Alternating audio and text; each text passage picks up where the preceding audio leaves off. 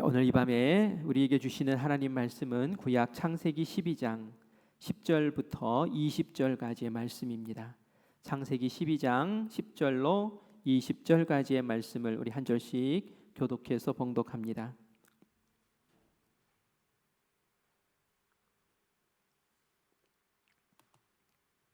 그 땅에 기근이 들었으므로 아브라함이 애굽에 거류하려고 그리로 내려갔으니 이는 그 땅에 기근이 심하였음이라.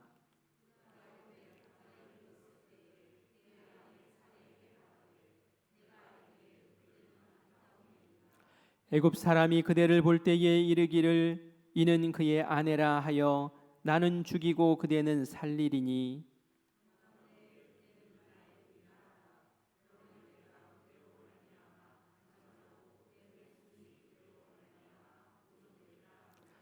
아브라함이 애굽에 이르렀을 때에 애굽 사람들이 그 여인이 심히 아리따움을 보았고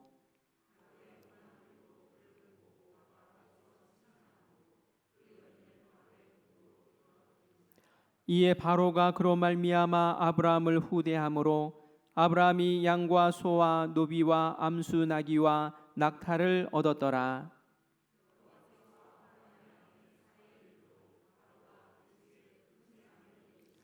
바로가 아브라함을 불러서 이르되 내가 어찌하여 나에게 이렇게 행하였느냐?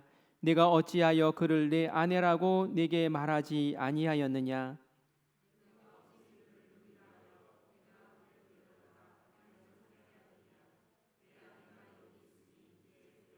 함께 읽습니다. 바로가 사람들에게 그의 일을 명하매 그들이 그와 함께 그의 아내와 그의 모든 소유를 보내었더라. 아멘. 아멘. 오늘 이 밤에 함께 하신 우리 성도님들 사랑하고 축복합니다.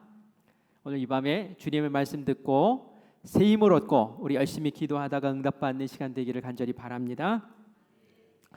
우리 30기도대원들도 여기 같이 있으시죠? 예, 기도 자리 지켜주셔서 너무 감사해요. 여러분의 기도로 또 우리 새생명 축제가 복의 자리가 될 줄 믿습니다. 여러분, 인생의 길이 평탄하기만 하면 얼마나 좋겠습니까? 그런데 오르막길도 있고 내리막길도 있습니다. 그리스도인의 신앙생활도 마찬가지인 것 같아요. 상승하는 길이 있고 또 가라앉는 그 추락의 길이 있습니다. 그런데 상승하는 법을 잘만 알면은 가라앉지 않을 수 있어요. 정말 지혜로운 신앙인은 상승하는 길을 아는 거예요. 그 방법을 아는 거예요. 그래서 오르고 독수리가 날개쳐 올라가는 것처럼 그렇게 상승 기류를 타고 쫙 올라가는 지혜로운 신앙인도 있습니다. 오늘 좀 그 얘기를 하려고 해요. 어떻게 하면은 상승하는 길을 걸을 수 있을까? 먼저는 방향을 잘 잡아야 합니다. 상승하는 방향을 잡아야 되는 거예요. 똑같은 길 같지만 방향이 다르면 도착하는 자리가 전혀 달라요. 얼마 전에 박범선 장로님 아버님 소천하셔서 춘천에 다녀왔습니다. 우리 몇 분과 함께 교회 차를 타고 갔는데 중간에 휴게소에서 잠깐 쉬었어요. 그 휴게소가 어느 휴게소였냐면 내린천 휴게소였습니다. 내린천 휴게소에 가니까 상향선 또 하향선이라고 하나요? 이렇게 두 방향으로 가는 그 도로가 있고 그 가운데에 그 내린천이 있어요. 그래서 이쪽으로 들어가도 거기서 다 만나요. 한 곳에서 다 만나요. 그런데 거기서 휴식을 취하고 나면 다 각자 다른 방향으로 이제 가는 거예요. 상향선 타고 또 하향선 타고 이렇게 가죠. 똑같은 자리에 있었어요. 그러나 방향을 어느 쪽으로 잡느냐에 따라서 목적지가 다 달라지는 것이죠. 우리가 인생을 살면서 목표를 잘 정해야 돼요. 방향을 잘 정해야 된다는 말이에요. 시선을 어디에 두느냐가 중요하다는 얘기입니다. 하나님께 시선을 두느냐 아니면 세상에 시선을 두느냐, 하나님과 동행하느냐. 시선을 하나님께 고정하고 하나님과 동행하면 말이죠, 계속 상승을 할 수가 있는데 그것을 하지 못하면 삶에 어려움이 찾아오면 금방 넘어가고 사람의 이야기나 또 어떤 불편한 말들을 들을 때 금방 실족하고 실패하고 가라앉는 그런 길을 걷게 된다라는 얘기예요. 오늘 우리가 말씀에서 본 사람은 아브라함이라는 사람입니다. 이 아브라함이라는 사람은 언제 살았던 사람이냐면 기원전 2000년 전에 살았던 사람이에요. 지금은 기원 후 2000년이에요. 그러면 몇 년 전 사람입니까? 4000년 전 사람이에요. 지금 오늘 이 밤에 4000년 전에 있었던 사람 이야기를 하려고 하는데, 이 아브라함이 겪었던 일들을 통해서 아브라함은 상승하는 방법을 깨달았어요. 그리고 그것이 4000년 전의 진실이지만 또한 지금 4000년 후를 사는 우리에게도 진리일 줄 믿습니다. 진리가 우리를 자유케 한다고 했죠. 그 진리가 무엇인지 오늘 말씀을 통해서 함께 보려고 해요. 아브라함은 내리막길을 걸었어요. 그런데 상승하는 길을 찾게 됩니다. 그리고 그것이 교훈이 되어서 계속 상승하는 길을 찾고 나중에는 별과 같은 그런 존재가 돼요. 그 계기가 되었던 사건을 오늘 우리가 보게 됩니다. 오늘 말씀을 보니까 아브라함이 어디로 내려가는 장면을 보게 됩니다. 10절 말씀을 같이 읽겠습니다. 그 땅에 기근이 들었으므로 아브라함이 애굽에 거류하려고 그리로 내려갔으니 이는 그 땅에 기근이 심하였음이라. 아멘. 아브라함이 처음 지금 살았던 곳은 하나님이 가라 하셨던 가나안 땅에서 살고 있었어요. 하나님이 약속하셨던 그 땅 가나안 땅에 살고 있었단 말이에요. 그런데 그 가나안 땅에 기근이 찾아왔습니다. 얼마나 심한 기근이었는지 도무지 버틸 수가 없을 정도였어요. 그래서 이 아브라함이 결단을 내립니다. 풍요로운 곳, 그곳으로 가자. 그것은 이집트라는 곳, 애굽이라는 곳이 풍요롭다는 소문을 듣고 그쪽으로 가기로 결정을 하죠. 생계가 어려웠어요. 아브라함은 가장이었어요. 아내뿐만이 아니라 또 조카 롯과 또 여러 하인들을 거느리고 있었기 때문에 자기가 지금 이 가나안에서 굶을 것이냐 아니면 먹을 것을 찾아 떠날 것이냐라는 기로에서 아브라함은 자기의 책임에 합당한 자기 나름대로의 최선의 결정을 내렸는데 그것은 풍요로운 애굽으로 가자라는 것이었습니다. 생존을 위한 선택이었죠. 그의 시선이 어디에 가 있었습니까? 풍요로움에 가 있었다는 거예요. 하나님은 가나안에 있어라. 너는 지금 가나안에서 살아야 돼. 가나안을 너에게 줄 거야 하면서 가나안을 약속하셨고 가나안 땅에 살라고 그렇게 말씀을 하셨는데, 그래서 가나안 땅에 와 있었는데 하나님과 아무런 상의도 하지 않고 그 고개를, 그 시선을 애굽 땅으로 돌렸던 거예요. 왜요? 어려움이 찾아오니까.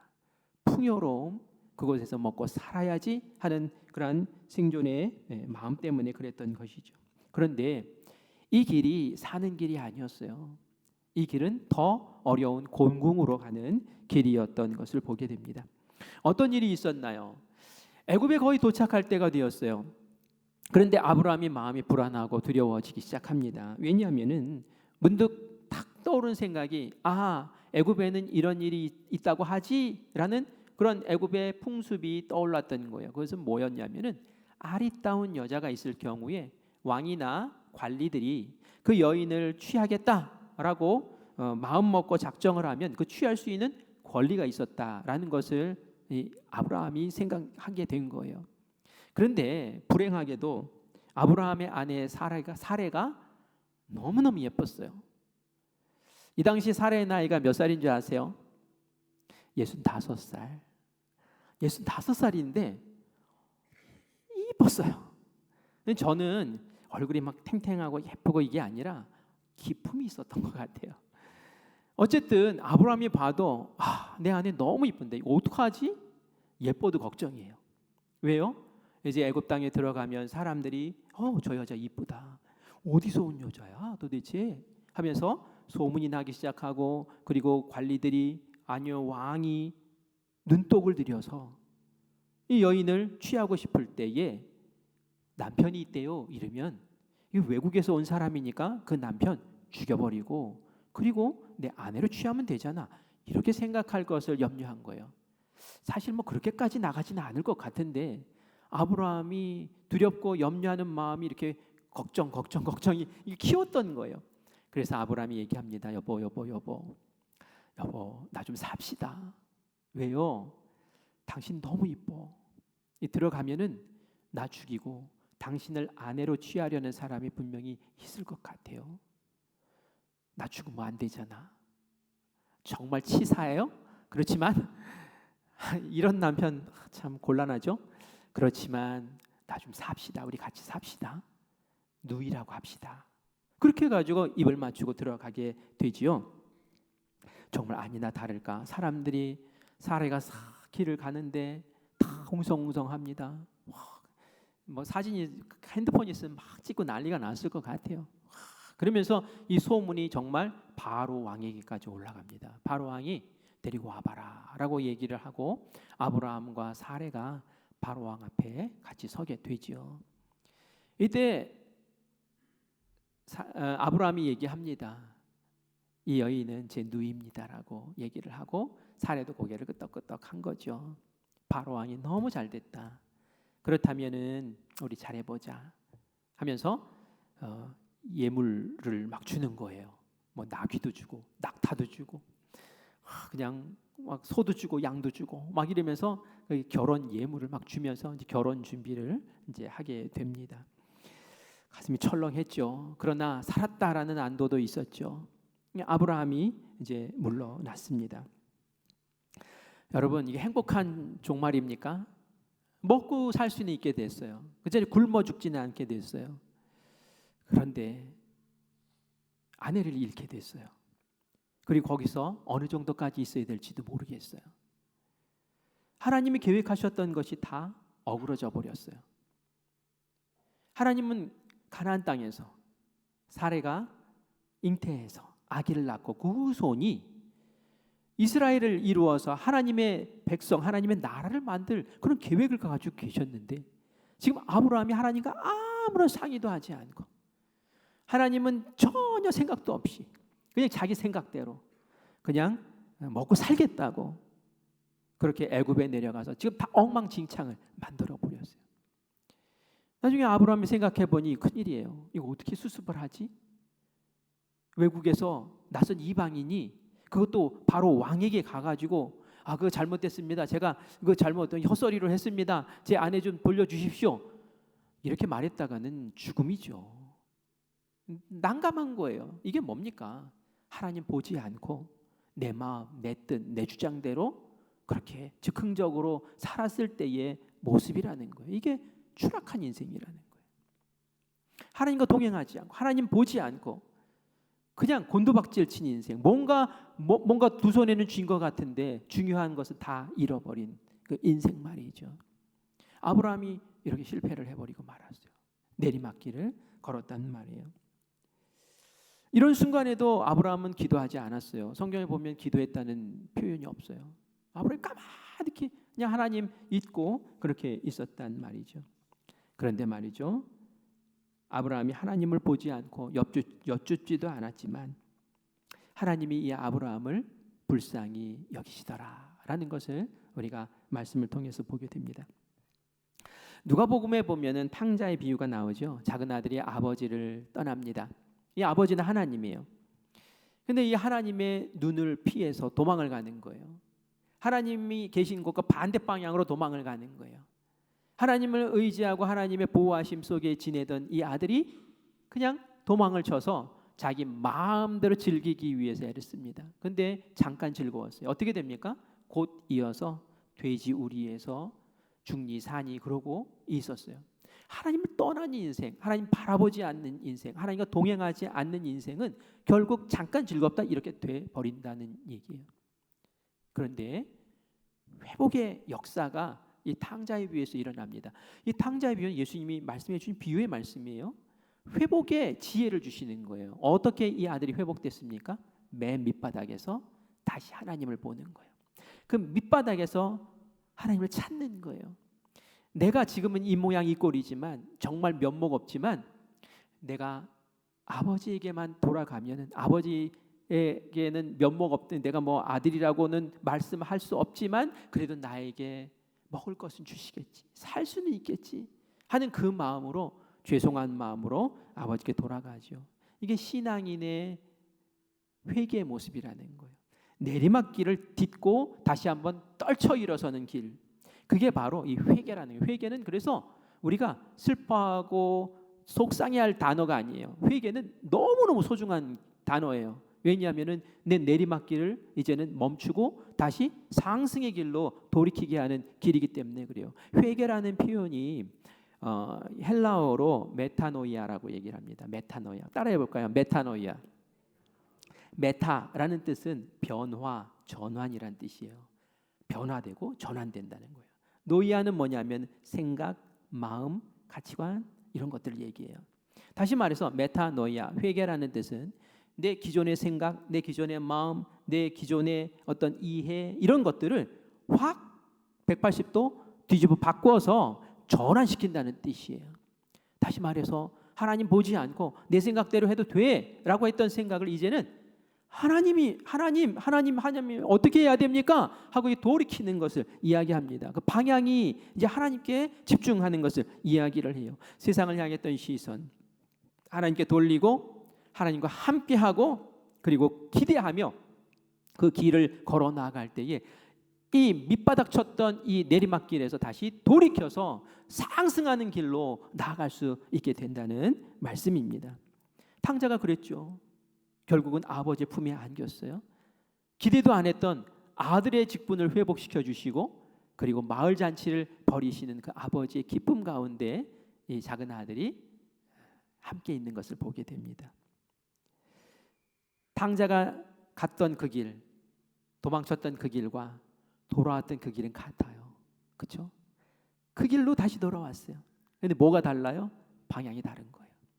하나님을 향했느냐, 주님을 바라봤느냐, 그것이 우리 신앙에서 너무 소중하다라는 그런 말씀입니다. 아브라함에게도 동행하지 않았을 것 같은 이 하나님이었죠. 하나님 전혀 생각을 안 했으니까요. 근데 이 하나님이 아브라함에게 나타나신 것이 아니라 바로의 왕에게 나타납니다. 바로에게 나타나는 거예요. 바로가 화들짝 놀랐어요. 그리고 나서는 아브라함을 막 불렀어요. 그리고 나서 아브라함에게 막 그냥 속상한 이야기를 합니다. 너 왜 나 속였느냐는 거예요. 네가 나를 왜 속였느냐? 이 사례가 정말 네 누이냐? 네 아내잖아. 아브라함 깜짝 놀랐을 거 아니에요. 이거 어떻게 알았지? 어떻게 알았지? 우리 집사람이 얘기를 했나? 뭐 그런 생각도 했겠죠. 그게 아니었어요. 하나님이 이 바로의 집안을 재앙으로 눌러버리신 거예요. 어떤 재앙인지는 성경에 나오지 않아요. 하지만 피부로 다 느낄 수 있는 그 재앙을 받은 거예요. 뭐 병이 생겼다든지 뭐 문제가 생겼을 거예요. 그러자 이 바로가 도대체 이게 무슨 일인가 하는데 하나님이 말씀하시는 거죠. 너 왜 아브라함의 아내를 데려다 네 아내를 삼으려고 하느냐? 너 죽고 싶니? 그 말을 듣는데 그냥 혼비백산한 거죠. 몰랐습니다. 누이라고 했습니다. 아니야, 아브라함의 아내 맞아. 돌려보내라 라고 말씀하는데 이 바로 왕이 얼마나 억울했겠어요. 자기는 모르고 그냥 막 다 퍼주면서 이렇게 했는데 결국은 이 아브라함 불러가지고 얘기를 합니다. 세상 사람들도 이렇게 안 하는데 너 어떻게 이렇게 나에게 이 거짓말을 그렇게 할 수 있느냐? 어떻게 아내를 아내라고 아니라고 말할 수 있느냐? 정말 아브라함 부끄러웠을 거예요. 그렇죠? 하나님 안 믿는 사람이 지금 하나님 믿는 사람 가지고 야단치고 있잖아요. 보통의 평균의 사람도 그렇게 얘기하지 않는데 어떻게 아내까지 버리면서 그렇게 너 혼자 살겠다고 그러냐? 아마 쥐구멍에 들어가고 싶은 마음이었을 거예요. 그러나 하나님께서 그 사건을 통해서 이 아브라함을 긍휼로 지켜주시죠. 아브라함이 얼마나 초라하고 바보 같습니까? 저 같으면 이 아브라함하고 안 사귈 것 같아요. 얼마나 미숙합니까? 그런데 하나님은 이 미숙함과 연약함을 긍휼히 여겨주신 분이에요. 아브라함을 품어주셨어요. 아브라함을 살려주셨어요. 아브라함을 사랑으로 감싸주셨어요. 그분이 바로 우리가 믿는 하나님이신 줄 믿습니다. 그래서 얼마나 감사한지 몰라요. 우리도 실수할 수 있잖아요. 우리도 세상 일로 막 혼비백산해가지고 하나님은 다 모르고 외면하고 그냥 내가 혼자 어떻게 아둥바둥 하다가 점점 더 코너로 몰려서 이거 어떡하지? 하고 그냥 길바닥에 놔앉는 심정이 될 수도 있단 말이에요. 그런데 하나님이 그런 우리를 절대로 버리지 않는다라는 것을 꼭 기억하시기를 바라요. 그때 우리가 할 수 있는 거 한 가지 있어요. 하나님 생각하는 거예요. 그리고 하나님을 바라보는 거예요. 우리 입술에서 주여 이 한마디 하면 말이죠, 하나님이 능력의 손길을 딱 뻗치시면서 내가 여기 있다. 너 이제야 왜 나를 부르니?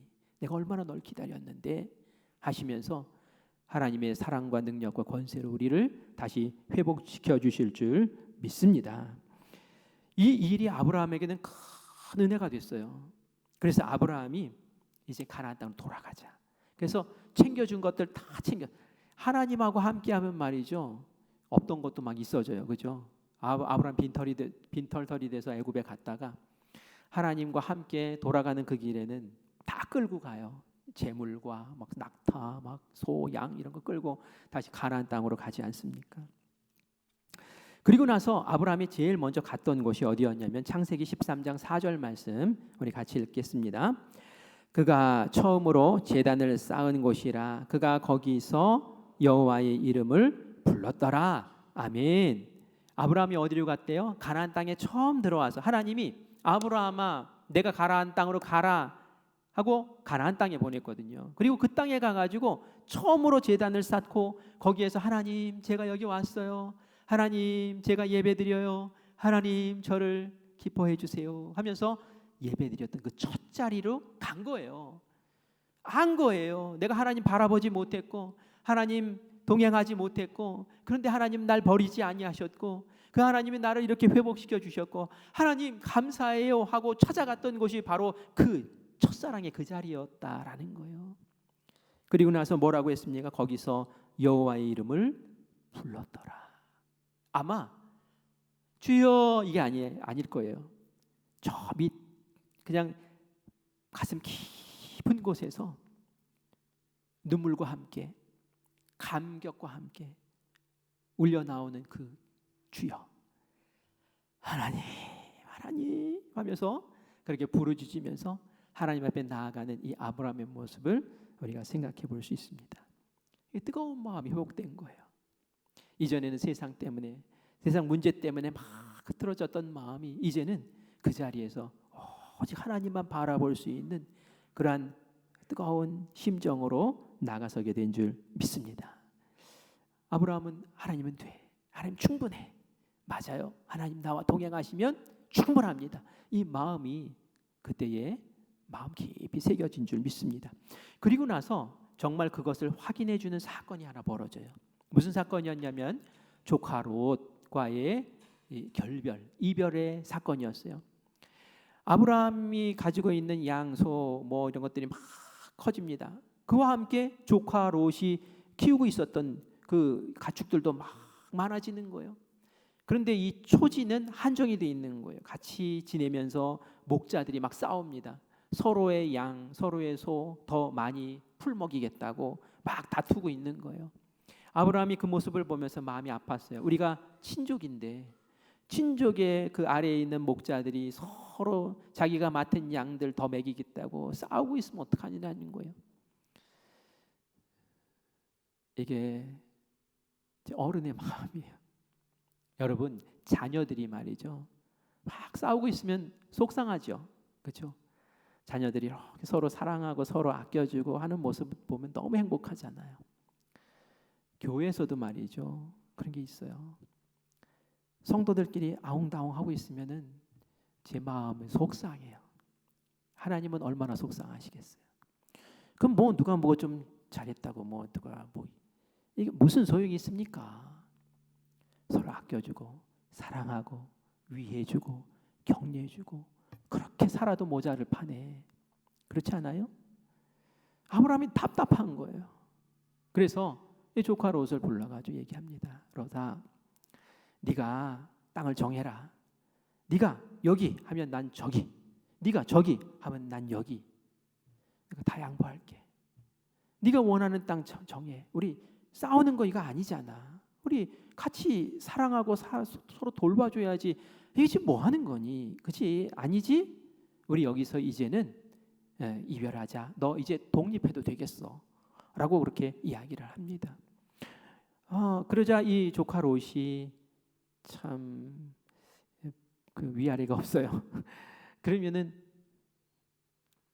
큰아버지 큰아버지 먼저 정하세요. 저는 큰아버지 정하시면 그 다음에 다른 땅 정할게요. 이렇게 돼야 되는데 이 롯이 조금 좀 그래요.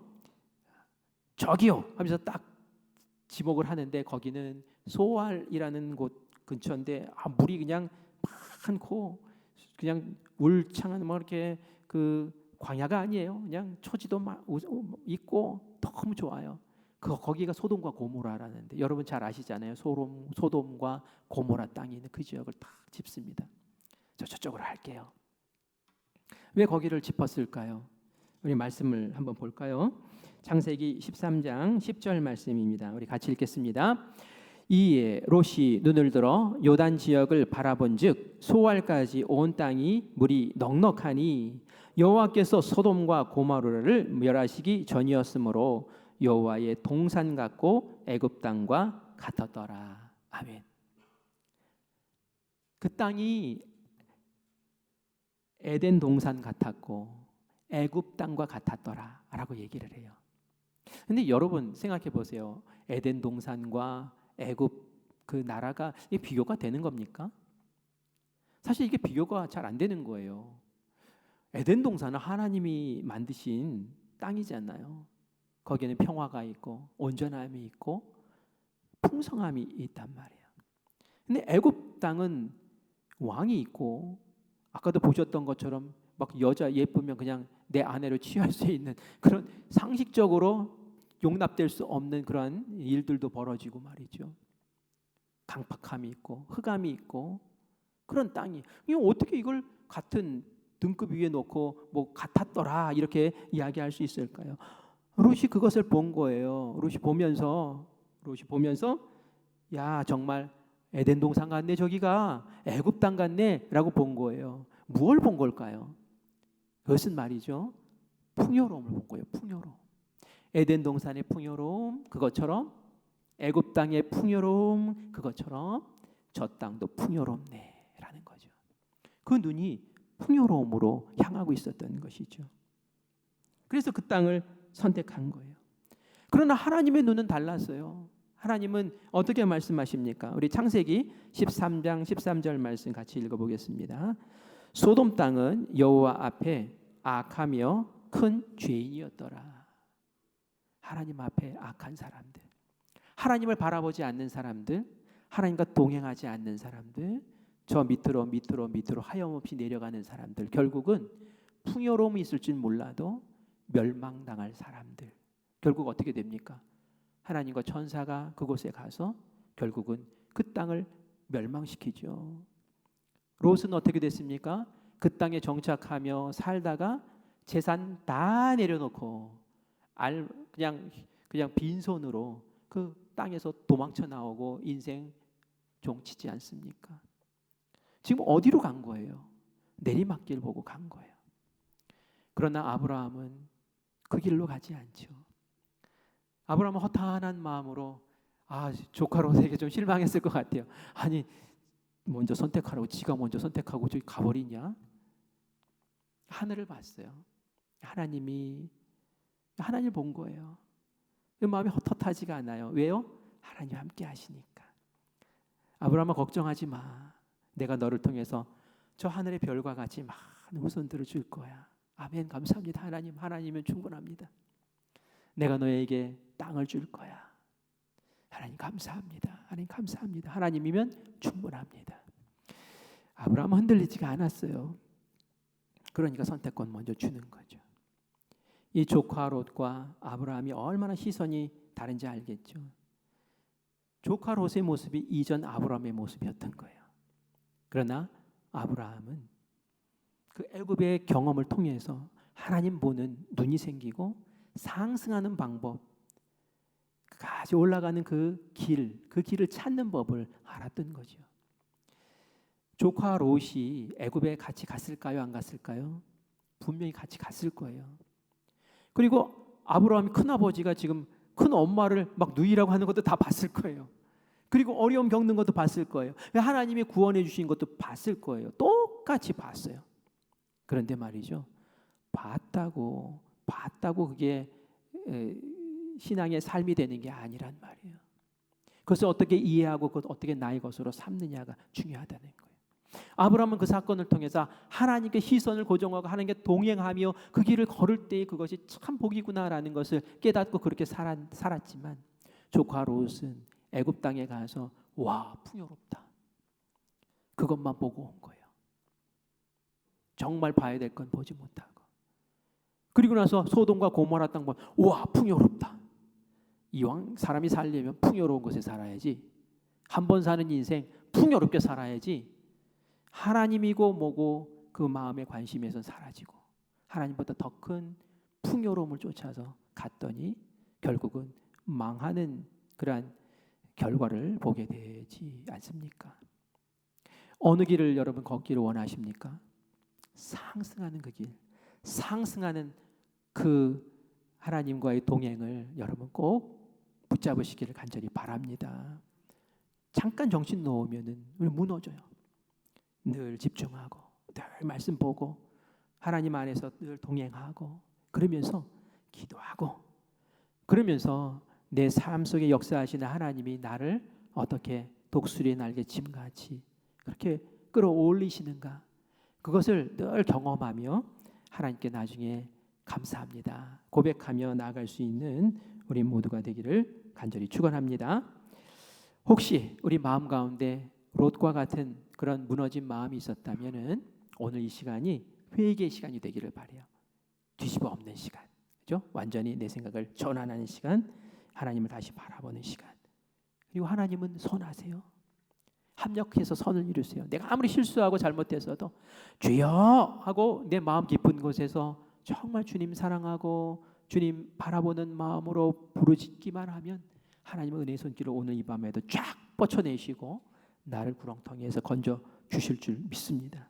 그 하나님이 우리의 하나님이신 줄 믿습니다. 저를 한번 따라서 해볼까요?